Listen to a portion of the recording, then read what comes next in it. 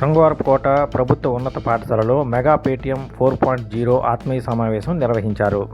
MEO Gandhavarapu Jagadeeswara Rao ఆధ్వర్యంలో ఈ కార్యక్రమం నిర్వహించగా స్థానిక టీడీపీ నాయకులు పిఏసిఎస్సి చైర్మన్ జిఎస్ నాయుడు, టీడీపీ మండల అధ్యక్షుడు డోకుల అచ్చెన్నాయుడు, ఎస్ఎంఎస్ మెంబర్స్ చెక్క కిరణ్ కుమార్, పెదగాడ రాజు, కాపుకంటి వాసు, ఏఎంసీ డైరెక్టర్ అనకాపల్లి చెల్లయ్య పాల్గొన్నారు.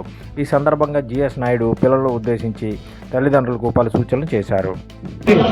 పిల్లలకు కావాలన్నటువంటి అన్ని రకాల మదువు సదుపాయాలు, చదువు కావాలన్నటువంటి ఏ శాఖలో ఉన్నటువంటి చదువు కావాలి అన్ని రకాల మదువు సదుపాయాలు మరి కల్పించడం గతంలో కూడా జరుగుతుంది.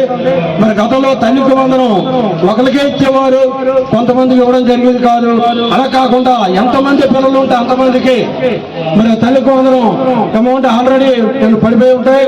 మరి మండలం 7,000 పైతీలకు కుటుంబాలకి మన స్కూల్లో చదువుకున్న పిల్లల తల్లికి అమౌంట్ పడడం జరిగింది.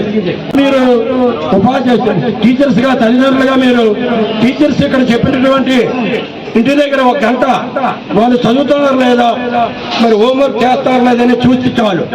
మీరేం చదువుకోలేని వాళ్ళు చెప్పవసరం లేదు, అది ఒకటే చేసి చాలు. దయించి ఇంటికి వచ్చిన వాళ్ళని మీరు ఏదో వాళ్ళకి పని పెత్తాంతరం కానీ టీవీలు దగ్గర కూర్చోవడంగా తల్లిదండ్రుల దగ్గర కూర్చోబెట్టకుండా స్కూల్లో చెప్పినవన్నీ శ్రద్ధగా చెబుతుండే 1 గంట చూస్తే ఆటోమేటిక్గా కుర్రవాడు పై స్థాయిలోకి వెళ్ళి మంచి నైపుణ్యం చెందాలని మా అభిప్రాయం తెలియజేసుకుంటాను. రైస్ కూడా గతంలో 35 బాగుందన్నారు, సన్నబియ్యం ఏర్పాటు చేశారు. మరి ప్రైవేట్ స్కూల్కి ఇక్కడ ఏంటంటే అన్ని రకాల స్కూల్ వాడికి ఈ నైపుణ్యత ఉన్నటువంటి టీచర్నే టీచర్నే ఎంపిక చేస్తారు. అక్కడ అలా కాదు, ఏ డిగ్రీ లేదా ఇంటర్మీడియట్ పిల్లలు ఏర్పాటు చేస్తారు. దయచేసి మీరు అందరూ కూడా ఇక్కడికి వచ్చిన పేరెంట్స్ అందరూ మీ అందరికీ పాదాబంధం తెలియజేసుకుంటాను. దయచేసి అందరూ కూడా ఇక్కడ ఉపాధ్యాయులు కోఆపరేట్ చేసి మీ సమస్యలు పరిశీలించండి. మా కుర్రవాడు చదవటం లేదు, మా కుర్రవాడికి మీరు సరిగ్గా చెప్పట్లేదు అంటే అది చెప్పండి. మీరు దయచేసి ప్రతి ఒక్కరు కూడా ఈ రోజున కాకుండా నెలకో 3 నెలలకో పేరెంట్స్ మీటింగ్ ఉంటుంది. మీరు వచ్చి మీరు శ్రద్ధగా మీ పిల్లల గురించి మీరు ఎక్కువ శ్రద్ధ పెట్టినట్టయితే మరి ఇక్కడ చాలా మంది ఈ స్కూల్లోనే చదువుకొని అందరూ ఇక్కడ ఉన్న వాళ్ళందరూ కూడా ఈ స్కూల్లోనే చదువుకున్నాం.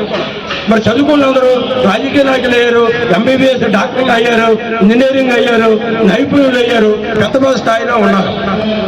మరి మంచిగా దయించి అందరూ కూడా మీరందరూ కూడా మంచి నైపుణ్యంతో ఉన్నటువంటి ఉపాధ్యాయులు ఉన్నారు, అన్ని రకాల సదుపాయాలు ఉన్నాయి. కాబట్టి పేరెంట్స్ అందరూ కూడా దృష్టి పెట్టి మరి ఎస్కోట్ మండలంలో ఈ హై స్కూల్ మొత్తం స్థానంలో ఉండడానికి మీ అందరూ పేరెంట్స్ సహకరించి విద్యార్థులకి పై స్థాయికి సహకరించాలని కోరుకుంటాను.